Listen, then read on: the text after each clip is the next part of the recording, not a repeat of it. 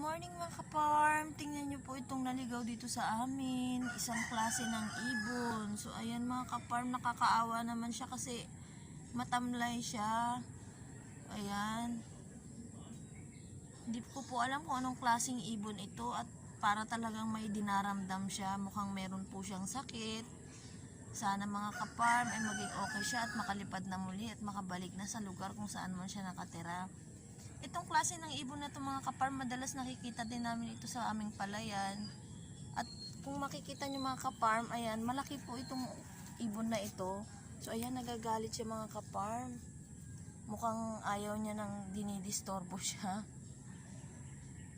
Ayan mga ka-farm, makikita nyo, mukhang malaking ibon talaga siya. Kasi ang pakpak niya mga ka-farm, ayan, nakatiklop pero malaki. Ang masaklap nito mga ka-farm, ay hindi niya talaga kayang tumayo. Ayan. Hindi naman siya baby o anong klaseng ibon. Sana maging okay po siya. So, yun lang mga ka-farm. Maraming salamat po. God bless po sa ating lahat.